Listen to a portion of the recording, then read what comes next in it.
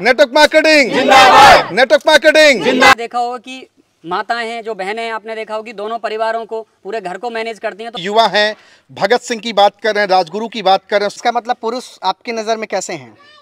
Sir थोड़ा तो साथियों बहुत बहुत नमस्कार। आप सबको आज दिखा पा रहा हूँ एक शानदार रिजॉर्ट जो उत्तराखंड के इस शानदार पावन भूमि पे है। और आप जानते उत्तराखंड को देवभूमि भी कहा जाता है। यहाँ भारत के विभिन्न कोनों से लोग चल चल के आते हैं। और आपको बता दूं कि अगर उत्तराखंड के जिम कॉर्बेट में अगर सबसे ज़्यादा कोई आता है तो वो डायरेक्ट सेलर आते हैं, नेटवर्क मार्केटिंग करने वाले आते हैं। आज आपको यहाँ पे बहुत सारे अचीवर से आपकी मुलाकात करा रहे हैं और एक शानदार कंपनी की लॉन्चिंग हुई है अभी हाल फिलहाल। उस कंपनी के शानदार एमडी हैं हमारे साथ जो युवा हैं। और आप सबको बताना चाहूँगा युवा का उल्टा वायु होता है। तो ये भारत देश लगभग 75% से ज़्यादा युवाओं से खचाखच भरा हुआ है। और आज ऐसे ही शानदार युवा हमारे साथ जुड़ चुके हैं अत्रि इंडस्ट्री के शानदार एमडी जिनका नाम है सौरभ अत्रि। तो सर के लिए मैं चाहूँगा जोरदार ताली बज जाए। बजेगी ताली, बिल्कुल बजेगी ताली, शाबाश। थैंक यू सो मच, बहुत बहुत शुक्रिया सर, बहुत बहुत आपका स्वागत है। Most welcome sir. Thank you sir. तो आपसे मेरा पहला सवाल होगा कि आप युवा हैं, नौकरी की दुनिया में जा सकते थे, कहीं पे आप 10, 20, 25, 50 हज़ार लाख रुपए आप कमा सकते थे। जी सर। आपने अपनी कंपनी लॉन्च करी, प्रोडक्ट बेस्ड कंपनी को आपने स्टार्टअप किया और आज अपने साथ लगभग 50-60 लोगों के साथ आज आप एक शानदार टूर पे हैं। जी सर। क्या कहना चाहेंगे, क्या है आपका विजन, क्या है आपका मिशन नेटवर्क मार्केटिंग को लेकर के, अपनी शानदार कंपनी को लेकर के, अपनी टीम को लेकर, बताएं सर। सर मेरा एक छोटा सा ही था कि अगर हम 200 साल पहले जाएंगे आज़ादी से तो हम बिजनेस किया करते थे। हमारी संस्कृति है बिजनेस, हमारे बड़े बूढ़ों ने बिजनेस ही किया है। लेकिन क्या है कि गुलामी के बाद हम उस बिजनेस को भूल गए। तो वो गुलामी का खून आज भी हमारे अंदर है। लेकिन इस चीज़ को मैंने रियलाइज़ किया कि हमारी जो संस्कृति है, जो हमने प्रोडक्ट बेस किया करते थे, मसाले, इस तरह के जो व्यापार हमने विदेशों के साथ किए हैं, 33% इकोनॉमी पे हमारा 33% पैसा हमारे पास था दुनिया का। लेकिन आज क्या है कि सभी को पूछो कि मेरे को क्या करना है, जॉब करना है, गवर्नमेंट जॉब करना है, लेकिन बिजनेस के बारे में कोई बातें नहीं कर रहा।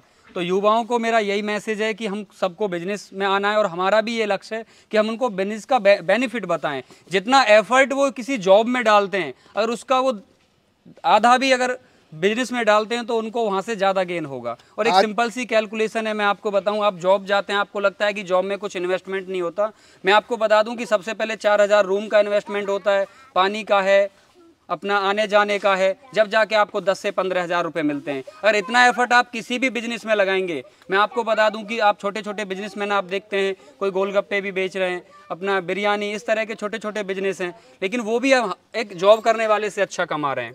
और जिस बिजनेस की हम बात कर रहे हैं, जो डायरेक्ट सेलिंग बिजनेस है, इसमें आपको विदाउट इन्वेस्टमेंट बिजनेस है ये। आप छोटे से इन्वेस्टमेंट, एक सिंपल 100 रुपीज़ के प्रोडक्ट को खरीद कर भी आप बिजनेस की शुरुआत कर सकते हैं और अपने सपनों को पूरा कर सकते हैं। आज आपके साथ यहाँ पे मेल और फीमेल दोनों हैं। फीमेल की संख्या ज़्यादा है, महिलाओं की संख्या ज़्यादा है। और ये एक सर्वे भी कहता है कि भारत में डायरेक्ट सेलिंग को लेकर, नेटवर्क मार्केटिंग को लेकर 75% फीमेल काम करने वाली हैं। जी सर। इस पर आपका क्या राय है? सर मैं क्यों इनको ज़्यादा टारगेट करता हूं, क्योंकि इनके काम में ये जिस काम की भी जिम्मेदारी लेती हैं उसको अपना उस जिम्मेदारी को अच्छे से संभालती हैं। और आपने देखा होगा कि माताएं हैं जो बहनें हैं, आपने देखा होगा कि दोनों परिवारों को, पूरे घर को मैनेज करती हैं। तो इनसे अच्छा मैं कह रहा हूँ बिजनेसमैन कोई नहीं हो सकता है। तो इसका मतलब पुरुष आपकी नज़र में कैसे हैं? सर थोड़ा हाँ जी बताएं, बुरा लग जाएगा विचारों को, इनको, इनका चेहरा उतर जाएगा। थोड़ा बताएं इनके बारे में। पुरुष को प्रधान कहा जाता है। पुरुष को प्रधान कहा जाता है, लेकिन सर अभी वो प्रधान वाला रोल प्ले नहीं कर पा रहे हैं। अच्छा, ये बात है। जी सर। तो मैं आपसे जानना चाहूँगा सर कि आज आप यहाँ पे 50-60 लोग आए, 2 दिन से, पिछले 2 दिन से लगातार आप जश्न मना रहे हैं। जी सर। और ये शानदार, मैं आपके पीछे दिखा पाऊँ, शानदार छोटे छोटे बिला बने हैं जिसमें लोग ठहरे हुए थे। कैसा लगा आप लोगों को? अच्छा लगा?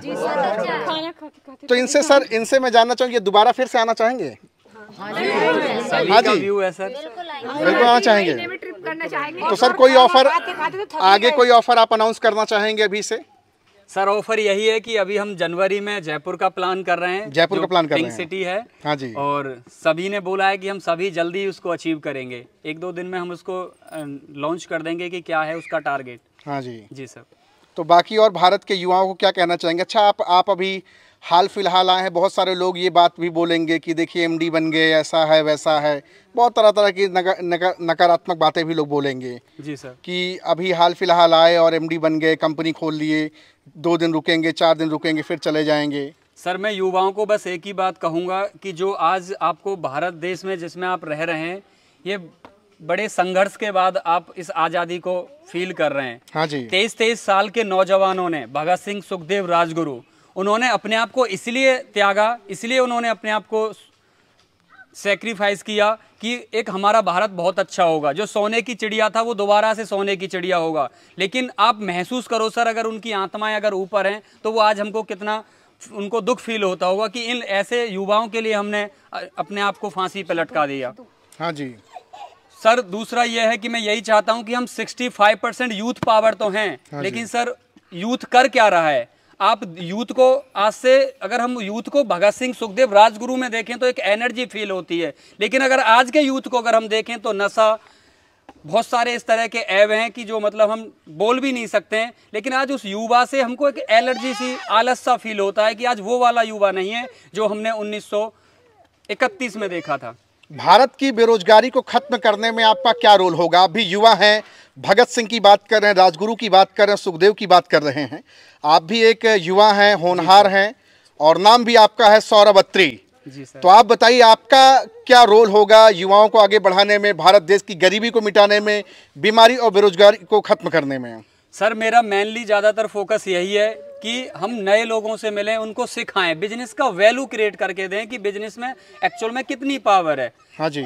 तो इस चीज़, और सर मैं इंस्पायर ज़्यादा इसलिए हूँ कि भगत सिंह बाबा मेरे गांव में रहे थे जी। तो सर मेरे को ज़्यादा टच इसलिए है कि मैं उनको, मेरे को फील करता हूँ।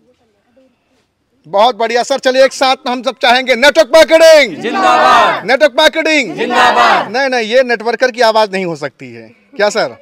फिर से शुरू करें? चलिए, नेटवर्क मार्केटिंग जिंदाबाद, नेटवर्क मार्केटिंग जिंदाबाद, नेटवर्क मार्केटिंग जिंदाबाद, डायरेक्ट सेलिंग जिंदाबाद, डायरेक्ट सेलिंग जिंदाबाद, डायरेक्ट सेलिंग जिंदाबाद।